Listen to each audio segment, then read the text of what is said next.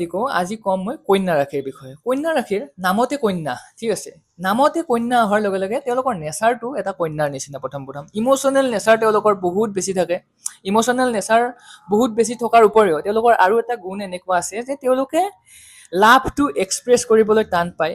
লাভ express কৰাত বহুত বেছি সমস্যা আহে, বা তেওঁলোকৰ কি যে কথাবোৰ এক্সপ্ৰেছ কৰাতেও আগৰ মানুহজনে গমেই নাপায় যে তেওঁ কিমান ইম'চনেল, ভিতৰতে লুকাই থকা এটা স্বভাৱ তেওঁলোকৰ বেছি থাকে। যেনেদৰে আপোনাৰ বৃশ্চিক ৰাশি হওক, কৰ্কট ৰাশি হওক, তেওঁলোকে সোনকালে সোনকালে এক্সপ্ৰেছ কৰি দিয়ে বস্তুবোৰ, বহুত সোনকালে। কিন্তু এওঁলোকে কন্যা ৰাশিৰ লোকসকলে বহুত বেছি নোৱাৰে।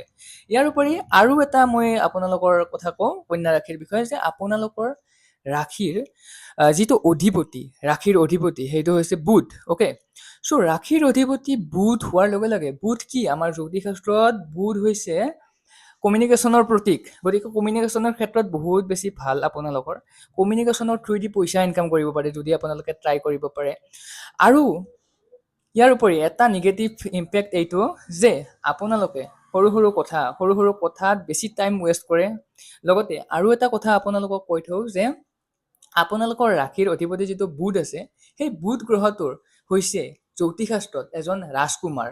চ' আপোনালোকৰ নেচাৰটো কেনেকুৱা হ'ব? এজন ৰাজকুমাৰৰ নিচিনা, শান্তিত থাকি ভাল পাব, অলপ জোচ বেছি থাকিব। ৰজাৰ যেনেদৰে সূৰ্যৰ ৰাশি হ'লে কি এটা লিডাৰশ্বিপ কোৱালিটি বহুত বেছি থাকে।